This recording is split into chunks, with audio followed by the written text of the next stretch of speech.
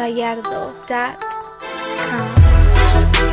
Titena tsy misaina mihitsy lava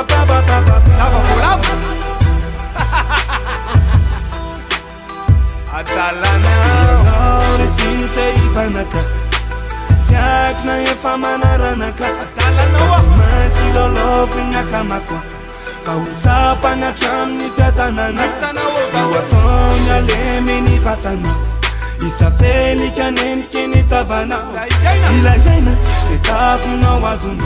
ho tsinjaraina any anatina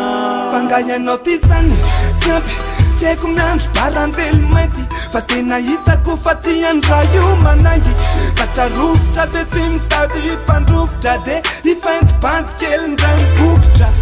oka fapotika nyosikotikoa ary tena mandefa any misy tototra ny migas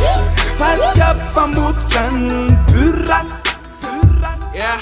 eo nde banakeo tsy koa fataoko mamoaka feo sakory-piso tsy mety leo ndrapito sy ndre feo efa tsy sy nipozina tipo tsy vitsy anio ihany tidaka fizy ny fiany fa mahavarina mampanadiny fandriny eny amin'ny fahafitondriana nahita fity oatriana atao vombolo ny katala za mpandainga fa mamela zay le gozy de misy ana aofa rehefa miaky hidirako any ianao resiny te hivanaka tsy akina efa manaranaka fa tsy matsy lôlôviny akamako fa ho tsapana hatramin'ny fiatanana ho ataony aleminy vatana isafelika nenike ny tavana ilayaina de tavinao azona ho tsinjaraina any anatina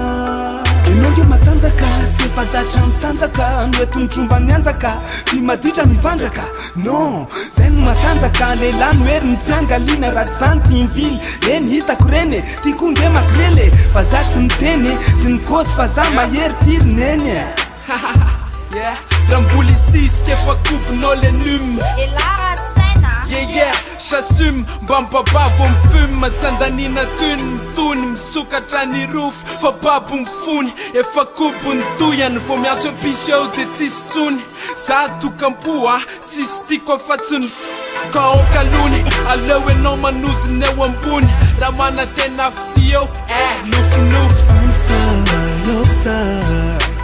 leo mampirevanao za viavy enanao mantsy oleo anio ka andana efeo fa zalo iala tsy ampokabe ty tena tsy misaina mihitsy